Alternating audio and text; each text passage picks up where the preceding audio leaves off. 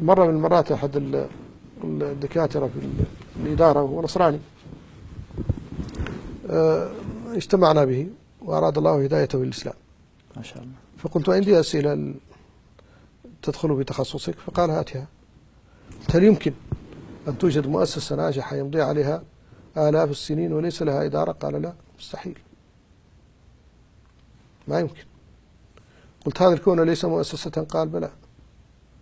من إدارته؟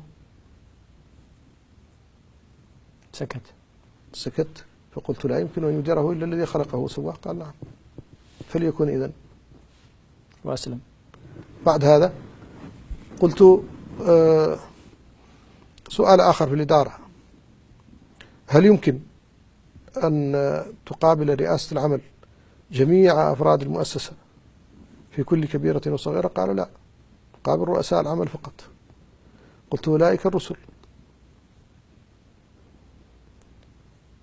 قلت طيب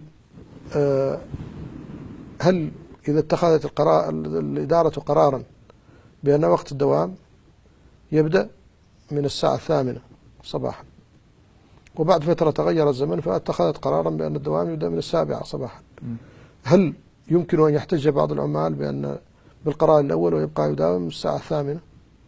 قال لا، القرار الأول خلاص نسخ. قلت القرار الأول المسيحية والقرار الثاني الإسلام.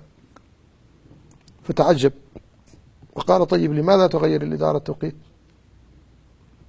قلت لمصلحة العباد، لمصلحة العمال. كيف ذلك؟ أنتم عندكم توقيت صيفي وتوقيت شتوي. قال نعم. لماذا تغيرون التوقيت في الشتاء على التوقيت الصيفي؟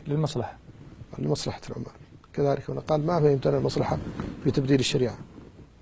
في أيام آدم لو حرمت على الإنسان، أنت الآن لا تستطيع أن تتزوج بأختك الشقيقة. قال لا، هذا غير أخلاقي وغير ممكن.